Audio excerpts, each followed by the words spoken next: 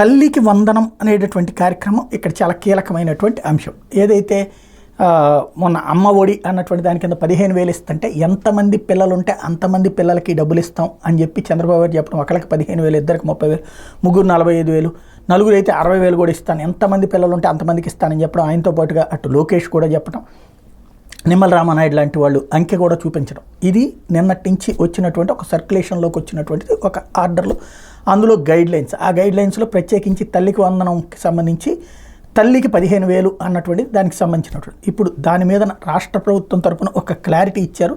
అదంతా ఫేక్ అని తేల్చి చెప్పారు. అట్లాంటిది ఏమీ లేదని, ప్రస్తుతానికి ఇంతవరకు గైడ్లైన్స్ లేవన్నటువంటి విషయాన్ని తేల్చి చెప్పారు. తల్లికి వందనం పథకం మార్గదర్శకాలు అసలు ఇంకా ఖరారు చేయలేదు అని పాఠశాల విద్యాశాఖ ప్రకటించింది. ఈ పథకం కింద 15,000 రావాలంటే ఇవే మార్గదర్శకాలు అంటే సోషల్ మీడియాలో జరుగుతున్న తప్పుడు ప్రచారం అని నమ్మద్దని కోరింది. ఈ పథకం విధి విధానాలు ప్రభుత్వం రూపొందించిన తర్వాత విడుదల చేస్తామని, అప్పటి వరకు ఎట్లాంటి అవాస్తవాలు నమ్మద్దని సూచించింది.